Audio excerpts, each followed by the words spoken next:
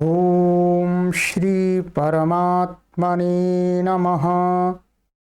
ओम श्री गुरुभ्यो नमः।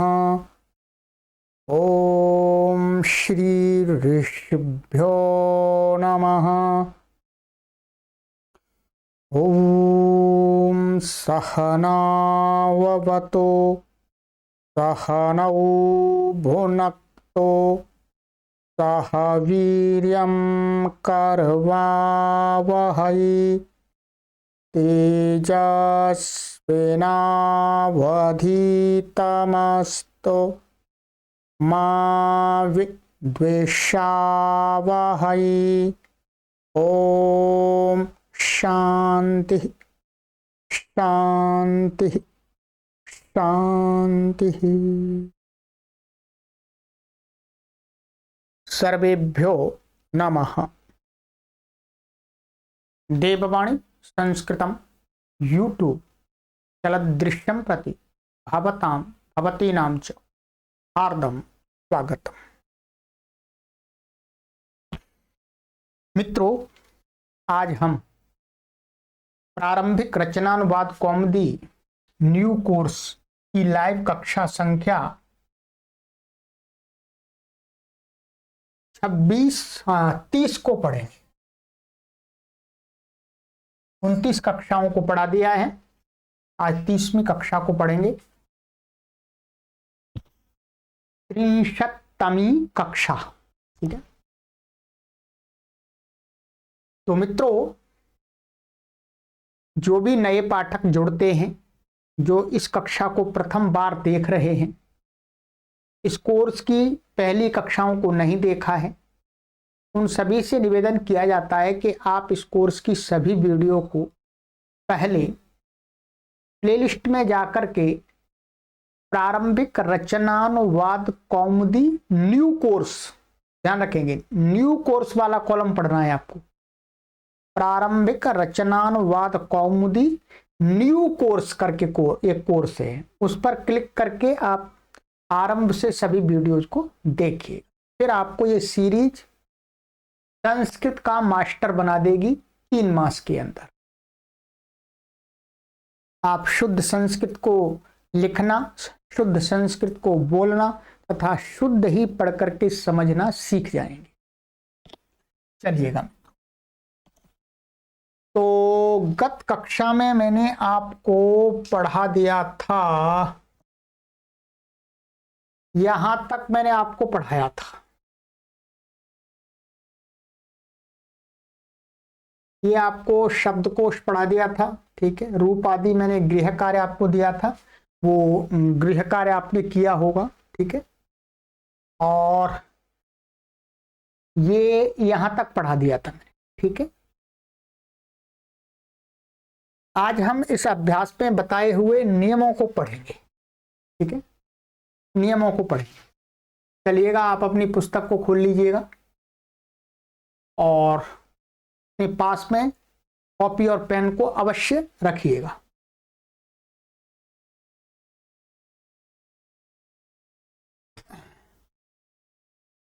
ये ध्यान देंगे कि जिस नियम के सामने ऐसा स्टार का चिन्ह लगाएंगे, उस नियम को ये बताना चाहते हैं कि ये विशेष नियम है। 2 प्रकार के नियम है, सामान्य और विशेष, हर जगह होता है। तो जिसके सामने इन्होंने स्टार लगा दिया है उसको विशेष जानना चाहिए, ठीक है। वैसे तो विशेष सभी हैं, ठीक है। चलिएगा, स्टार का यही अर्थ है विशेष, और बिना स्टार का अर्थ है सामान्य। नियम 7, 6 नियम आपको इन्होंने पढ़ा दिए हैं, ठीक है। नियम 7 बताते हैं कि कर्ता व्यक्ति नाम, वस्तु नाम आदि में प्रथमा होती है। कहते हैं जो कर्ता होता है वो किसी वस्तु का नाम हो सकता है, किसी व्यक्ति का नाम हो सकता है, किसी स्थान का नाम हो सकता है, आदि आदि जो होते हैं। तो कह रहे हैं कि जो कर्ता होता है वाक्य में, जब हम कोई शब्द प्रयोग कर रहे हैं स्थानवाची, व्यक्तिवाची, वस्तुवाची। तो यदि वो कर्ता बन रहा है तो हमें उसके जो 8 विभक्तियां हैं संबोधन सहित, उसमें से कौन सी विभक्ति वाला रूप प्रयोग करना है। ठीक है, ये शंका मन में होती है। तो उसका उत्तर दिया कि वाक्य के अंदर, सेंटेंस के अंदर जो नॉमिनेटिव केस बनता है, अर्थात कर्ता कारक बनता है, कर्ता कारक बनता है, उसमें क्या करना चाहिए, उसमें उसके प्रथमा विभक्ति वाले रूपों का प्रयोग करना चाहिए। प्रथमा। अब एक ये प्रश्न होता है, आपको ये जरूर समझना है, यहां पर तो नहीं बताया, पर ये पढ़ाने वाले का कार्य है कि वो बताए कि कर्ता होता क्या है। वैसे आप सभी जानते हैं और इसलिए बहुत आराम से, सहजता से आप सभी समझ जाएंगे। कर्ता आप सभी जानते हैं, आप प्रयोग करते हैं। संसार का कर्ता कौन है? परमात्मा। बोलते हैं भाई संसार का कर्ता कौन है? तो आपका क्या तात्पर्य होता है? संसार को बनाने वाला, करने वाला कौन है? संसार का निर्माण करने वाला कौन है? यही अर्थ लेते हैं आप, तो कर्ता बोलते हैं। ठीक है, कर्ता का वास्तव में ये संस्कृत का शब्द है। ठीक है, और ये हिंदी में भी ऐसा का ऐसा ही आ गया है। इसको इंग्लिश में आप डूअर भी बोलते हैं, डूअर। कर्ता का अर्थ होता है कि किसी भी क्रिया को करने वाला, ध्यान दीजिएगा, किसी भी क्रिया को करने वाला जो हो, चाहे वह जड़ हो चाहे वह चेतन हो। दोनों प्रकार के कर्ता होते हैं, ध्यान रखेंगे आप। जड़ भी होते हैं, चेतन भी होते हैं। इसलिए यहां पर कह दिया व्यक्ति नाम, वस्तु नाम आदि, माने कोई भी क्रिया है। क्रियाएं आप सभी जानते हैं, जाना, खाना, पीना, सोना, देखना, बैठना, खड़ा होना, है, हंसना, गाली देना, प्रशंसा करना, निंदा करना, चुगली करना, ये सारी क्या है? एक्शन से क्रियाएं। तो जो भी वाक्य के अंदर ये नियम होता है कि एक क्रिया जरूर होनी चाहिए, तभी आप वाक्य बनाएंगे। बिना क्रिया के वाक्य नहीं होता है। सेंटेंस का नियम है कि कम से कम उसके अंदर एक क्रिया होनी चाहिए, और जब क्रिया है तो क्रिया को करने वाला भी अवश्य होता है। ध्यान रखिएगा, क्या? यदि क्रिया है तो क्रिया को करने वाला भी अवश्य होता है। तो क्या अर्थ निकला कि क्रिया, वाक्य के अंदर जो क्रिया हम देख लेंगे कि क्रिया ये है, फिर उस क्रिया को देखेंगे इस वाक्य के अंदर किस क्रिया को कर कौन रहा है। जो कर रहा है वही क्या है? कर्ता। आइएगा थोड़ा समझ लेते हैं पहले। ठीक, देखिएगा,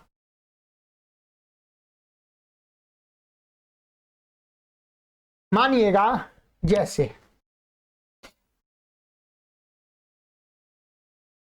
मैं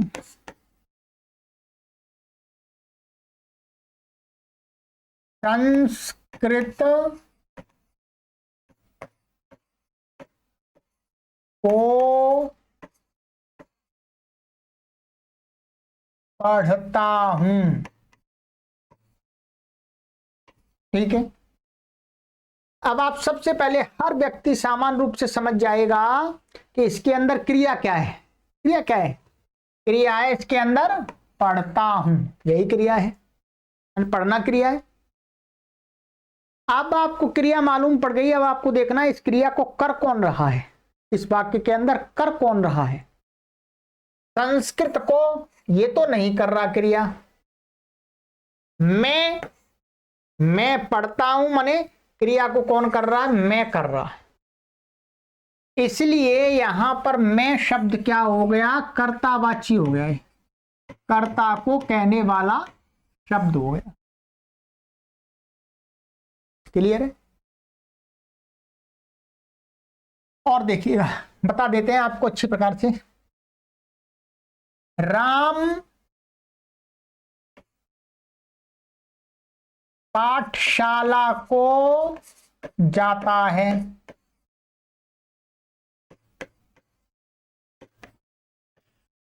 अब जाता है ये क्रिया है, इस क्रिया को पाठशाला जाता है या पाठशाला को जाता है एक ही बात है। तो जाता जाना क्रिया कौन कर रहा है, राम, तो राम क्या हो गया इसमें, कर्ता।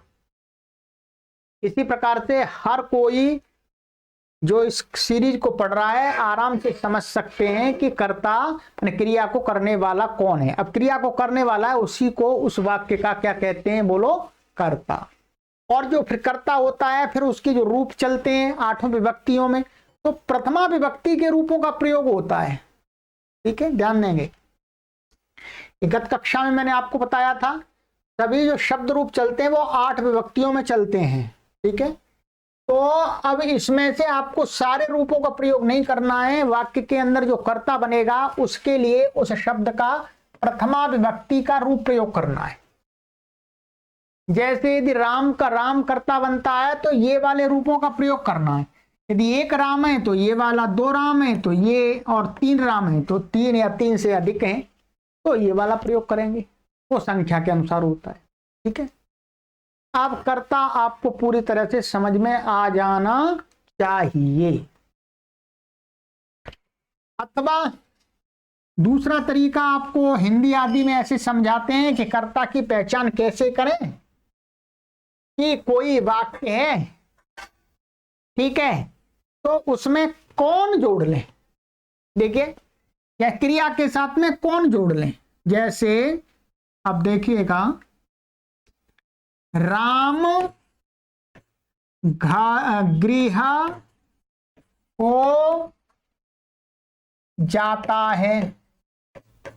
तो हिंदी आदि में सिखाते हैं कि जाता है क्रिया के साथ में ऐसा हमें लगाना चाहिए, प्रश्न करना चाहिए, कौन जाता है, कौन जाता है। फिर उसका उत्तर देखना चाहिए, कौन का उत्तर जहां से जो उत्तर आता है वो कर्ता होता है।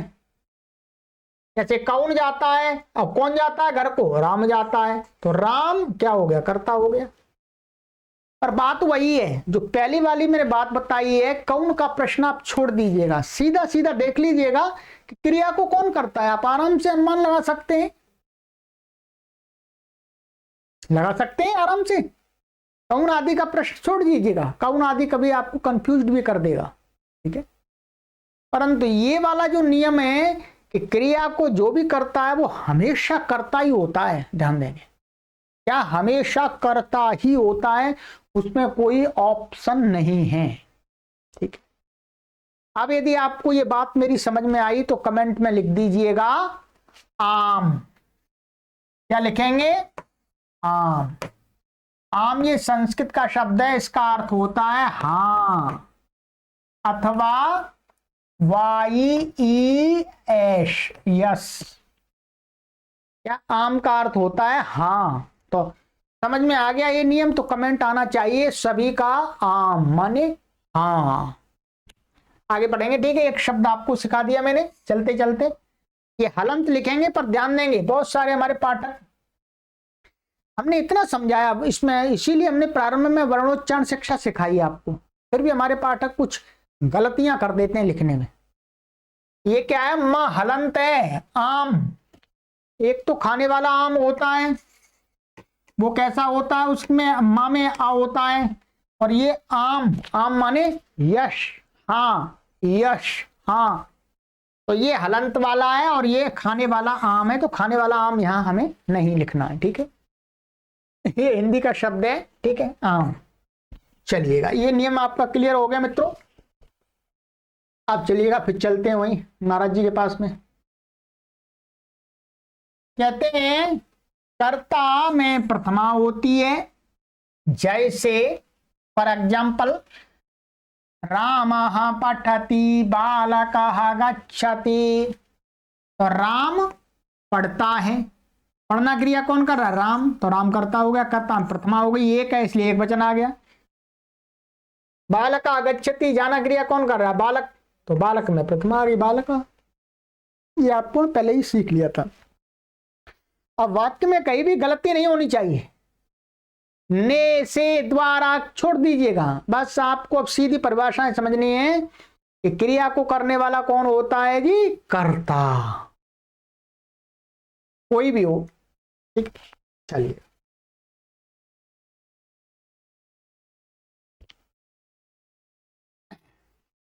तो ये हो गया आपका।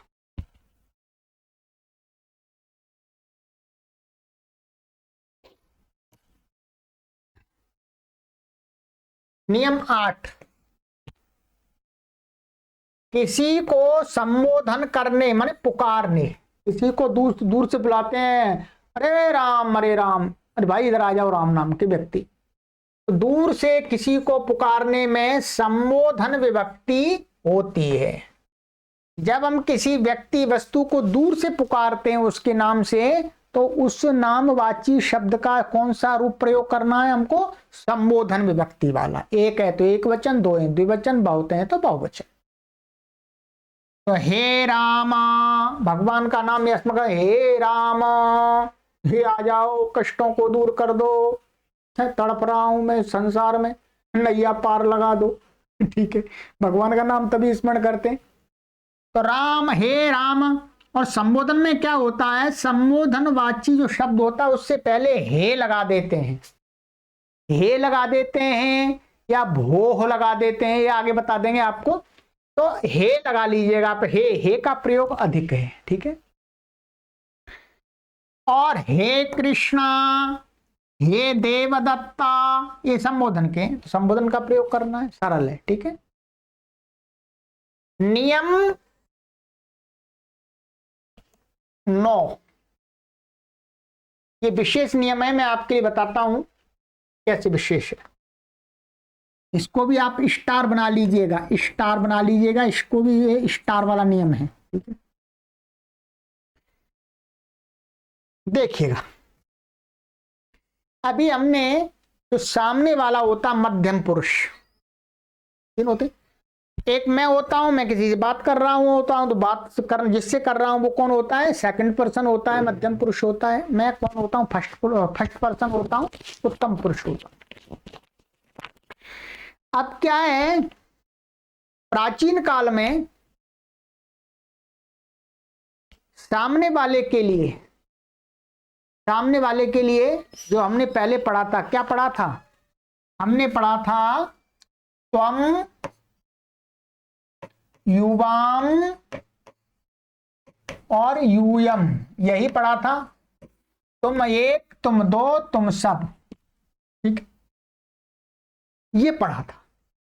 सामने वाला एक व्यक्ति है तो हम बोलते हैं त्वम, दो हैं तो युवाम, और बहुत सारे हैं तो यूयम। परंतु क्या है, वर्तमान में व्यवहार में हम किसी को तुम बोलते हैं या तू बोलते हैं, तो थोड़ा सा सामने वाला व्यक्ति ऐसा महसूस करता है, अनुभव करता है कि ये मुझे अधिक सम्मान की दृष्टि से नहीं देख रहा है। जैसा आप किसी को तुम बोलेंगे, तू बोलेंगे, कई तो लोग नाराज भी हो जाएंगे, जबकि इस शब्द में ऐसी कोई कमी नहीं है। जिसमें जैसे आप इंग्लिश में यू बोलते हैं, यू का अर्थ भी तो तुम होता है। जब आप यू बोलते हैं किसी को तो बहुत प्रसन्न हो जाता है, हाँ you are very good person, हाँ फिर खुश हो जाता है, अरे तुम मेरे को बहुत अच्छा बोल रहा है। तो क्या है, ये शब्द हैं, देश काल परिस्थिति के अनुसार इनके प्रयोग के प्रति सम्मान असम्मान बदलता रहता है। ठीक है। तो अब क्या है, अब हम हिंदी में हम तुम की जगह किसी को बोलेंगे आपने ये काम किया, आप तो बहुत अच्छे हैं। तो सामने वाले का दिल खुश हो जाता है, एकदम मन प्रसन्न हो जाता है, अरे ये तो बहुत मुझे सम्मान दे रहा है, आप करके बोल रहा है। तो प्रचलन में आप शब्द आ गया, अनरिस्पेक्टफुल, अनरिस्पेक्ट के साथ में प्रयोग होने वाला शब्द क्या आ गया, आप आ गया। तो अब संस्कृत को भी हमें हिंदी के अनुसार ही ढालना पड़ेगा, अर्थात हिंदी के जो शब्द प्रयोग हो रहे हैं उनके अनुसार हम संस्कृत का भी व्यवहार करेंगे, क्योंकि संस्कृत भाषा भी बोलचाल की भाषा नहीं है। तो उसी बात को यहां पर आज आपको सीखना है। जैसे हिंदी में दो शब्द हैं, तुम और आप, वैसे ही संस्कृत में भी तुम के लिए तो ये शब्द हैं, त्वम युवाम यूयम, और आप कह करके पुकारने के लिए शब्द हैं। आपके लिए आज बता रहे हैं, एक भवत शब्द है। भवत का अर्थ होता है आप, इसके रूप चलते हैं, ठीक है। क्या है भवत? जो भवत शब्द है इसका प्रयोग हम किसके लिए करते हैं? इनका प्रयोग हम किसके लिए करते हैं? मध्यम पुरुष के लिए, इस सामने वाले आदमी के लिए करते हैं, मध्यम पुरुष के लिए करते हैं। और भवत शब्द का प्रयोग हम माने तुम की जगह आप कहेंगे तो भी किसके लिए करेंगे? मध्यम पुरुष के लिए करेंगे।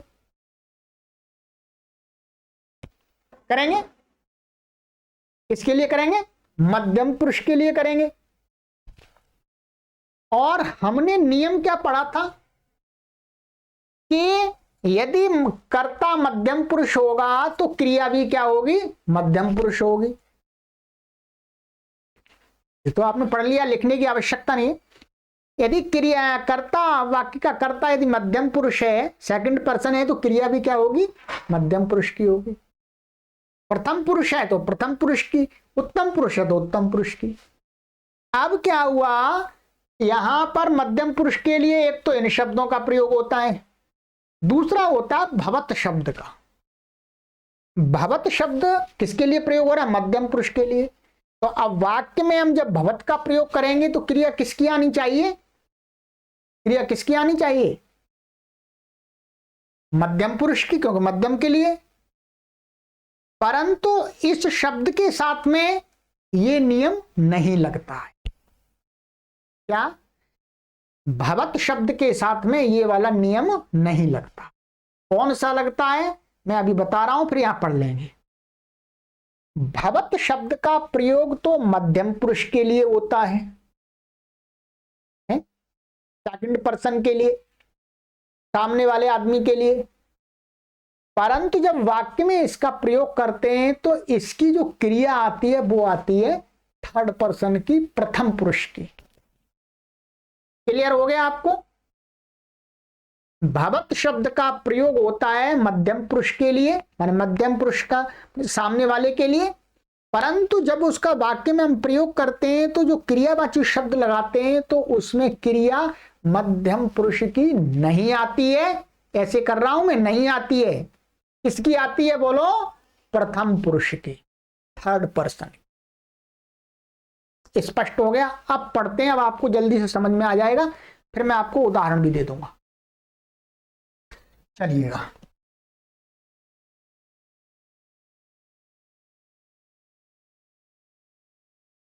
नियम 9, भवत आप शब्द के साथ सदा प्रथम पुरुष अन्य पुरुष आता है।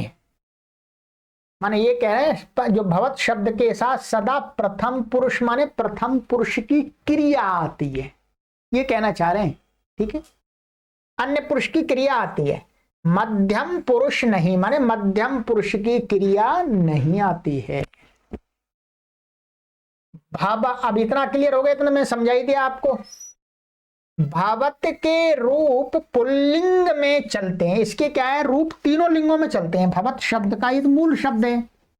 इसके रूप नपुंसक लिंग में भी चलते हैं, पुल्लिंग में भी चलते हैं, स्त्रीलिंग में भी चलते हैं, ठीक है। तो हम नपुंसक लिंग का भी नहीं देखेंगे, पुल्लिंग और स्त्रीलिंग का प्रथमा विभक्ति का देखेंगे।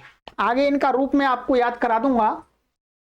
तो अभी क्या है, प्रथमा विभक्ति के हम देख लेंगे।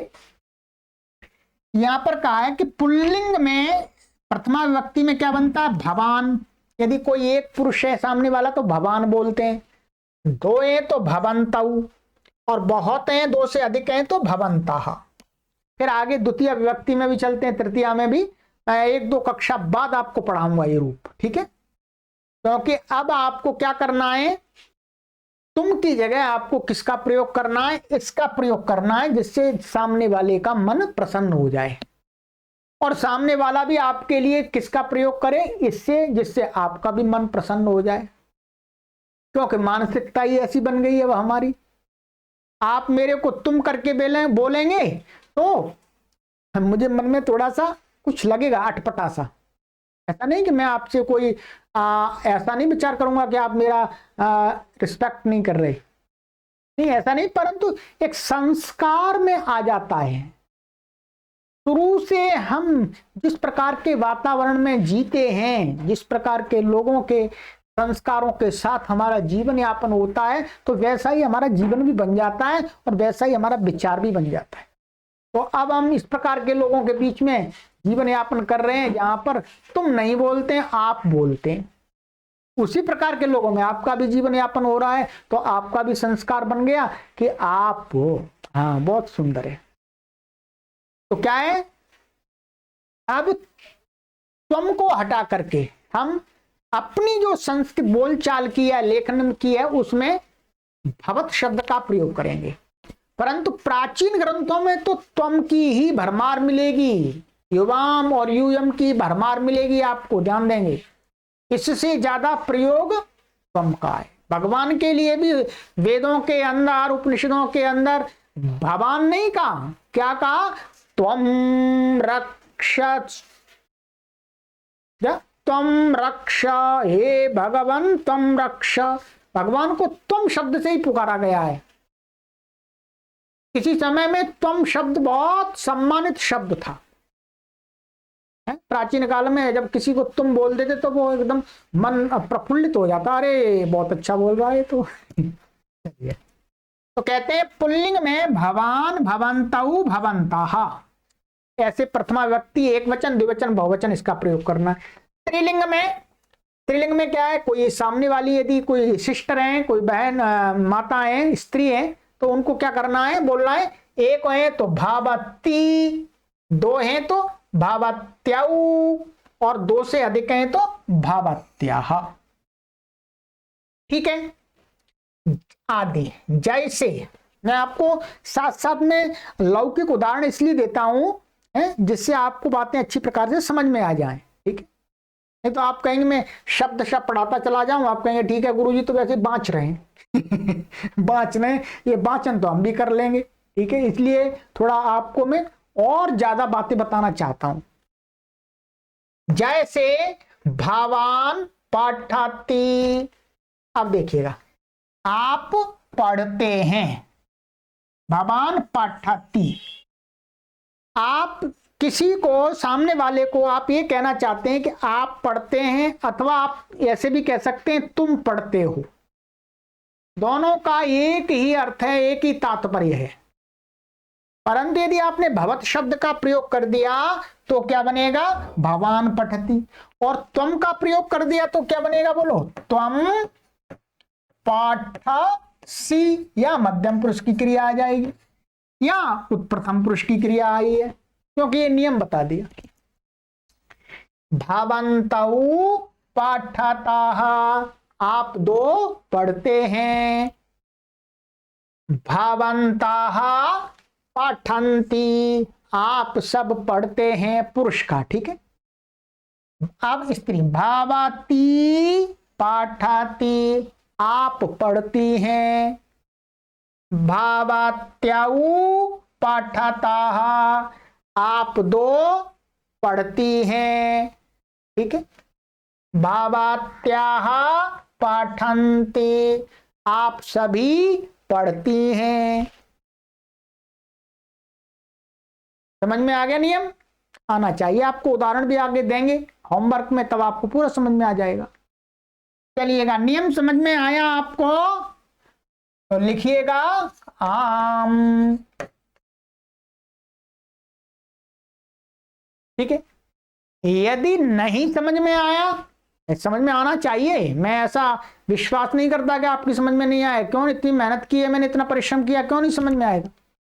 फिर भी किसी कारण से किसी को समझ में नहीं आया तो क्या लिखेंगे आप, नैव। नैव माने नहीं ही, नहीं आया, नैव, नैव नहीं। नैव इंग्लिश में क्या बोलते हैं, नो है।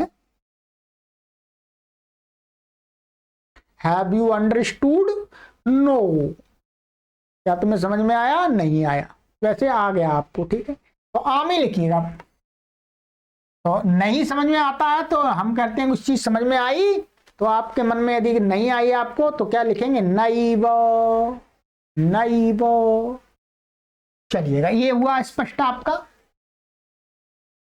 अब मैंने एक नियम था आपको जो पहले ही पढ़ा दिया था, उस नियम को फिर आज आ गया, 10वां नियम। मैंने उस दिन आपको पहले ही बता दिया था कि ये नियम बाद में आएगा, और ये मैंने नियम आपको पढ़ा दिया था। मैं दिखा देता हूं कहां पढ़ाया था आपको। मैंने ये नियम आपको यहां पढ़ाया था। आप देखेंगे पहले कक्षाओं में मैंने दूसरे अभ्यास में, लगभग दूसरे या तीसरे अभ्यास में मैंने आपको ये नियम पढ़ाया था, आप ध्यान देंगे, ठीक है। माने किसी भी शब्द में र, री और श के बाद न को अण हो जाता है, एवं र न, ये दिखाए इस प्रकार से, र के बाद न, री के बाद न, री के बाद न और श के बाद न, इनके बीच में यदि, यार इनके बीच में यदि नीचे वाले वर्ण हो तो भी न को अण हो जाता है। कौन से वर्ण आ जाए बीच में, ये वाले वर्ण आ जाए, आ ई उ ए आई ओ औ, और ये का खा गा घा, ये सारे बता दिए थे मैंने आपको, है ये दिखा दिया था। ये शब्द भी यदि बीच में आ जाते हैं तो भी हो जाता है, और ये नहीं है तो भी हो जाता है। ये नियम आपको विस्तार से समझा दिया था, और विशेष बताया था कि शब्द के अंत में यदि न होगा वहां पर ये नियम नहीं लगता है, जैसे रामान में नहीं लगा।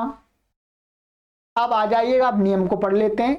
अब इस नियम को पढ़ेंगे तो अब आपको जल्दी समझ में आ जाएगा। मैंने आपको थोड़ा सा और एक्स्ट्रा नियम बताया था, ठीक है, यहां पर थोड़ा कम दिया है पर आप वहां समझ लेंगे।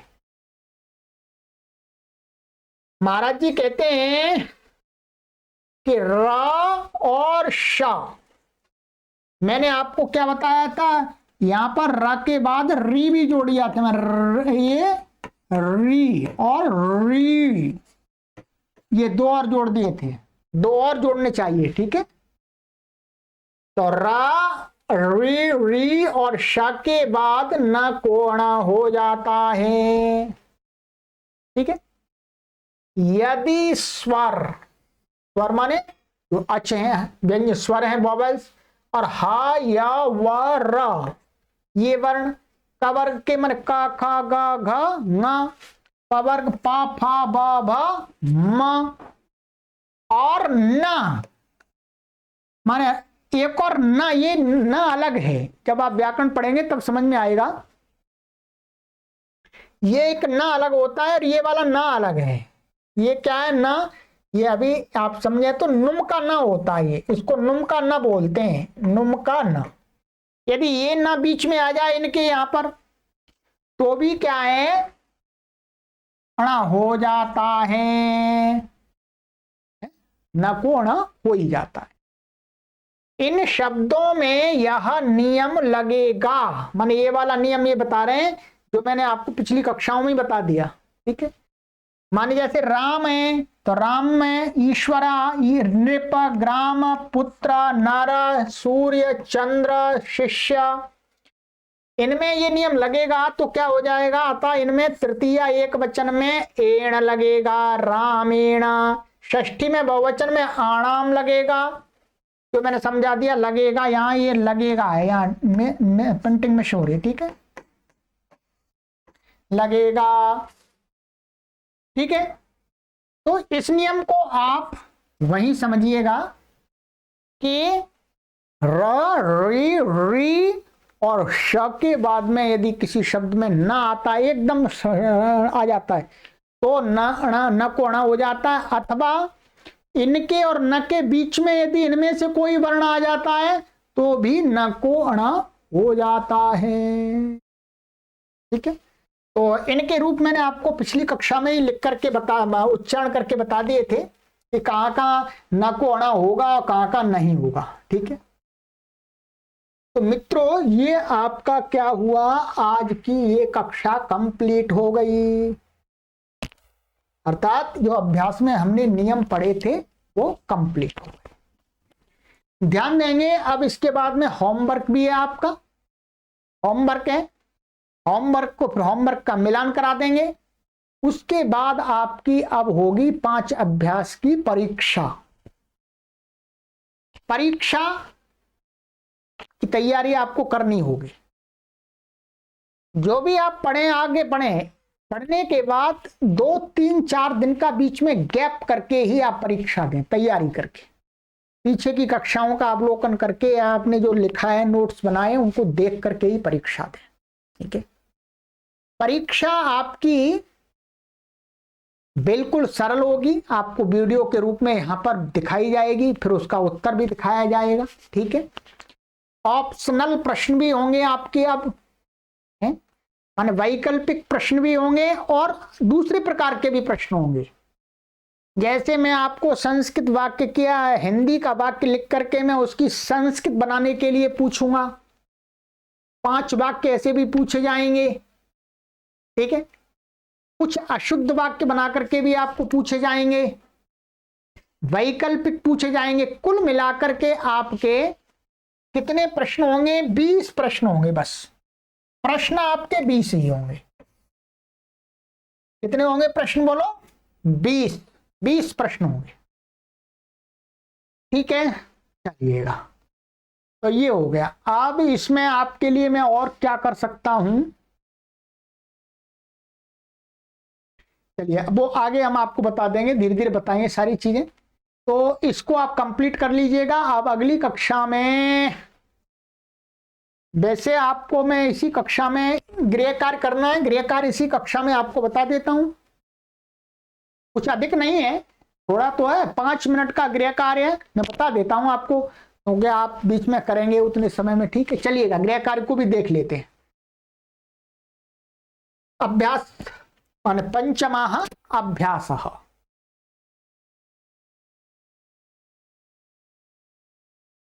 उदाहरण वाक्य देखिएगा। नंबर 1, आप जाते हैं, भवान गच्छति। देखिएगा ये क्या है, आप जाते हैं, ये भगवान क्या किसको रहा है, सामने वाले को, परंतु क्या है, क्रिया किसकी आ गई, मध्यम प्रथम पुरुष की। ठीक है, आप जाते हैं, आप एक जाते हैं। नंबर 2, आप सब जाते हैं, तो भवंताः गच्छन्ति। 3, आप हंसती हैं, तो स्त्री है तो भावती हसती। 4, पुत्राः भोजनम खादति, पुत्र भोजन को खाता है। सरल है ये तो, ये कर्ता हो गया, कर्ता में प्रथमा हो गई, कर्म में द्वितीय है, पहले पढ़ा दिया है आपको, खादति। 5, पुत्राः क्रीडाति, पुत्र खेलता है। पुष्पम पाताति, फूल गिरता है। 7, रामः ईश्वरम स्मरति, राम ईश्वर को याद करता है। 8, नृपः राज्यम जयति, राजा राज्य को जीतता है। 9, शिष्यः पुस्तकम तत्र नयति, शिष्य पुस्तक को तत्र माने वहां, नयति माने ले जाता है। 10, दुर्जना धनम हरति, दुर्जन धन को छीनता है, अपहरण करता है, या अपहरण अर्थ है इसका। ठीक है, ठीक है। चलिएगा, ये उदाहरण वाक्य हो गए, आपको समझा दिया इन्होंने। अब आपको वाक्य बनाने हैं, इसके अंदर 24 वाक्य हैं, संस्कृत बनाओ। चलिएगा, 2 संस्कृत बनाओ का।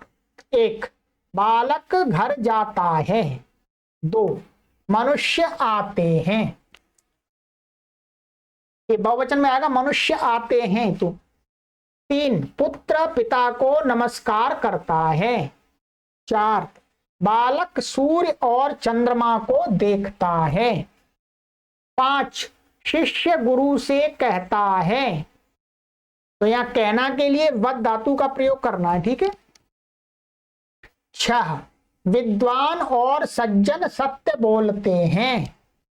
7, दुर्जन असत्य बोलते हैं। 8, बालक खाना खाता है। तो खाना के लिए भोजनम है, भोजनम, भोजनम माने खाना। 9, पुत्र खेलता है। 10, फूल गिरता है। 11, शिष्य पाठ याद करता है। 12, राजा राज्य को जीतता है। 13, बालक पुस्तक ले जाता है।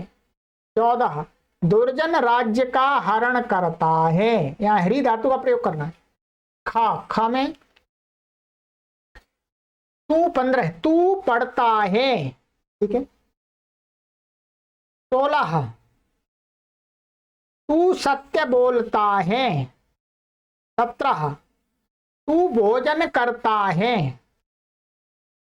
देखिए यहां पर जो तू लिखा हुआ है, तू के लिए तो आपको तुम का ही प्रयोग करना है। ध्यान देंगे क्या करना है, यदि हिंदी में तू लिखा हुआ है तो उसके लिए तुम ही लगाना है आपको संस्कृत में, ठीक है। मैं यहां आता हूं। 18, 19, मैं खेलता हूं। 20, मैं पुस्तक ले जाता हूं। गा 21, आप, अब देखिए आप यहां आते हैं। अब आप लिख दिया तो आप भवत शब्द का प्रयोग करना है आपको। तो आप यहां आते हैं, तो आप, ये किसको, यहां पुल्लिंग का निर्देश हो रहा है। आप आते हैं, आप आती हैं, ऐसा नहीं है, आप आते हैं, तो पुल्लिंग लिखना है आपको। तो आप यहां आते हैं। तो यहां क्या है, क्रिया आपको ऐसी लग रही है कि बहुत सारे आते नहीं, परंतु आप यहां पर आते हैं। आप माने आप अकेले, तो एक को कहने वाला भवत शब्द का प्रयोग करना है आपको। 2, 22, आप सब वहां जाते हैं। तो आप सभी वहां जाते हैं, तो यहां पर आप सब के लिए जो भवत का बहुवचन वाला है उसका प्रयोग करना पुल्लिंग का। 23, आप सत्य बोलती हैं, ये स्त्री है, ये एक वचन है यहां पर भी। 24, आप सब पुस्तकें पढ़ती हैं। तो आप सब पुस्तक पढ़ती हैं, ये आप शब्द के लिए। अब आपको और भी अपनी तरफ से भी आप और बना लीजिएगा। आप पढ़ती, आप लिखती हैं, आप खेलती हैं, आप जाती हैं, आप आती हैं, आप कहां जाती हैं, इत्यादि इत्यादि आप स्वयं बना सकते हैं, ठीक है। चलिएगा, अशुद्ध वाक्य शुद्ध वाक्य। जैसे नंबर 1, भवान आगच्छसि। सामान्यतः जो नियम नहीं जानते हैं वो क्या सोचते हैं कि भवान शब्द तो हम सामने वाले के लिए प्रयोग कर रहे हैं, इसलिए क्रिया मध्यम पुरुष की होनी चाहिए, तो वो क्या कर देते हैं आगच्छसि। तो ये गलत हो जाता है। सही क्या होगा, भवान आगच्छति। भवती सत्यम वदसि। तो यहां पर ये गलत हो गया, क्या होगा, भवती सत्यम वदति। चलिए, गृहकार थोड़ा सा अधिक है, चिंता मत कीजिएगा, कोई बात नहीं, कभी कभी तो अधिक चल ही जाता है। 4, अभ्यास। का में ये दे रहे हैं खा, ऊपर का जो ख विभाग, जो ऊपर का दूसरा नंबर है उसमें ख विभाग कहां पर ध्यान देंगे, ये वाला खा 15 से लेकर के 20 तक, माने 6 वाक्य हैं ये।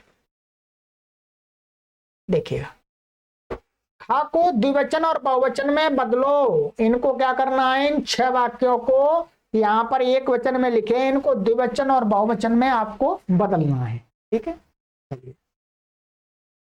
ये हो गया। इन धातुओं के लट के पूरे रूप लिखो। ये आपको मैंने बोल दिया था, आपने लिख लिए हैं, तो आपको नहीं लिखना है। जिन्होंने नहीं लिखा है उनको लिखना है। किनके? भू, पठ, गम, वद, आगम, दृश्य, था, पा, घ्रा, सद, खाद, नी, री। इन धातुओं के लट के पूरे रूपों का अभ्यास कर लीजिएगा, नहीं किया है तो। इन शब्दों के पूरे रूप लिखो। तो रामः, राम, बालक, मनुष्य, नर, जनक, पुत्र, इनके आप लिखिएगा। मैंने पिछली कक्षा में आपको होमवर्क दिया था, जिन्होंने नहीं किया है वो करेंगे, अब करना पड़ेगा अभ्यास के लिए, ठीक है। नंबर 5, वाक्य बनाओ। तो मैं आपको इस कार्य का तो मिलान कराऊंगा, ये तो आपको मैंने मिलाई दिया, कराई दिया है। खादति, क्रीडामि, स्मरामि, भवान, भवती, भवत्यात्। आपको स्वयं वाक्य बनाने और स्वयं ही नियमों के अनुसार मिलान करना है। मैं इनका मिलान नहीं करा सकता हूं, क्योंकि आप अपने अनुसार लिखेंगे। कोई लिखेगा रामः खादति, कोई लिखेगा रमा खादति, कोई लिखेगा छात्रः खादति, तो सबके सही है। तो आप अपने अनुसार, ये प्रथम पुरुष एक वचन है, ये उत्तम पुरुष एक वचन है, ये उत्तम पुरुष एक वचन है, ये भगवान शब्द है पुल्लिंग का, ये स्त्री का है, और ये एक एक वचन के, ये स्त्रीलिंग में बहुवचन है। ठीक, चलिएगा मित्रों।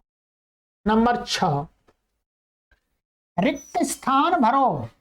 लट लकार नंबर 1, भवान, लट लकार से भरना जान देंगे। भवान ऐसे हस है तो इसके साथ क्या लगेगा? एक उदाहरण बताता हूं मैं केवल, क्या लगेगा बोलो? हस का हसती, प्रथम पुरुष आएगा। भवान हसती, अब लिखे 2, भावती, पठ, पठ का बनाइएगा। 3, बालकाः, पठ। 4, वयं क्रीड। 5, यूयं वद। 6, पुष्पाणि पत।